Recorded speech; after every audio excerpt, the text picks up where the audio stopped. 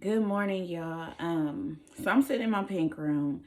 Excuse the night time attire, but I've just had a long conversation with God that I really want to share with y'all because I feel like it can benefit y'all. So I'm gonna post this video in a couple different places, but I wanted to share this dream I had with y'all last night. So I dreamed that I was in this classroom and we're all about to cheat on this test, right? Like the whole classroom, we have this plan to cheat and copy off of each other. So when the teacher pass out the papers, I decide only to get the answer sheet, right? I don't even have the test. So I am writing down answers on this answer sheet without the test. And I realized that by doing this, I'm getting a lot of answers wrong, right? I'm literally not even looking at the questions. I'm just writing down letters A, B, C, D for each of the numbers or whatever. So it comes a point in class where I low key want the test now. You know what I'm saying? But the test time is about over and I can't answer. And I forgot about this dream, but during my regular morning time, I'm writing to God and I'm asking him like, look, I feel like you hear me, but I don't always feel like I hear you. So as I'm writing this is when he's bringing up this dream or whatever. So once I start praying, he started telling me like, you are in a test. You are still being tested.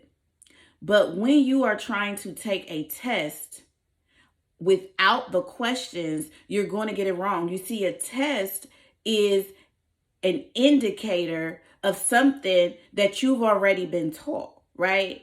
So it's like teachers naturally in school, they only give us tests when they have taught us something. So now they want to determine our ability to retain the things that they've told us and they taught us, right? They want to see what we've been able to implement and what we've been able to learn. And so God is saying, like, Erica, you got to go back to what I've already said. You have to go back to what I've already taught you.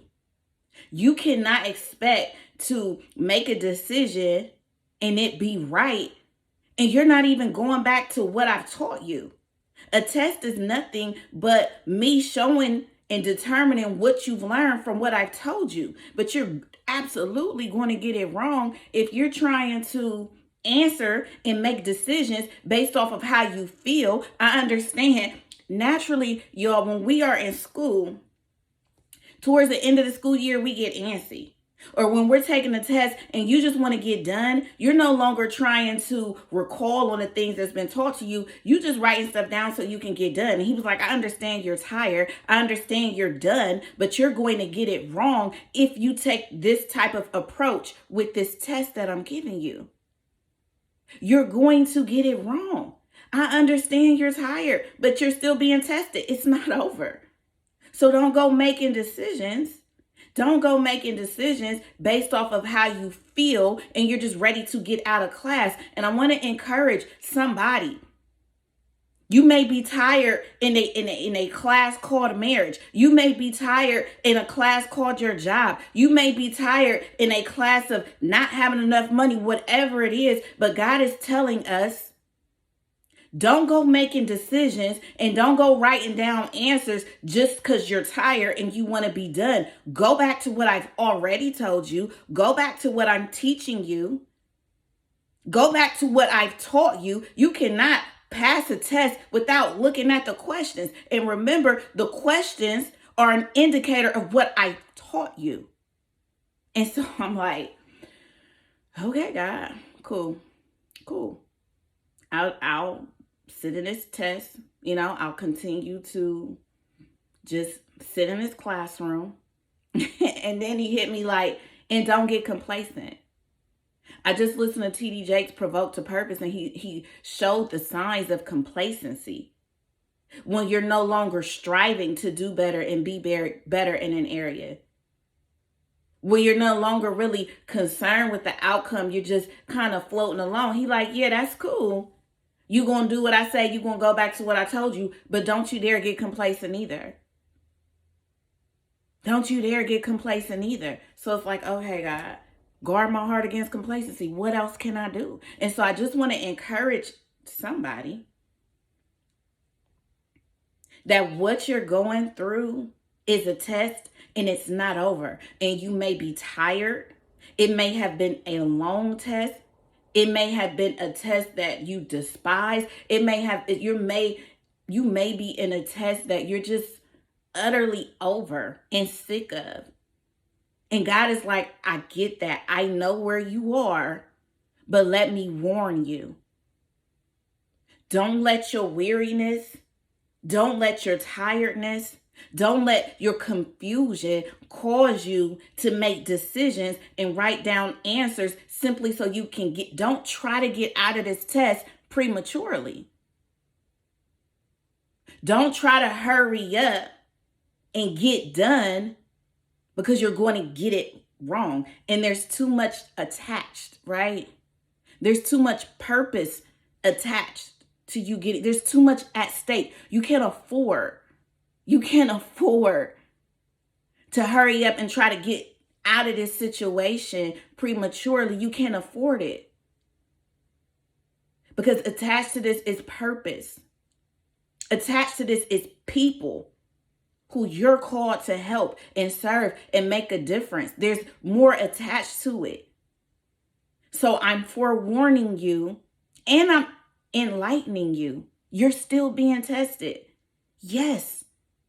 All these months, all these years, all this time, all that praying, all that asking, all that pleading. Yes, even after all of that, you are still in the middle of a test.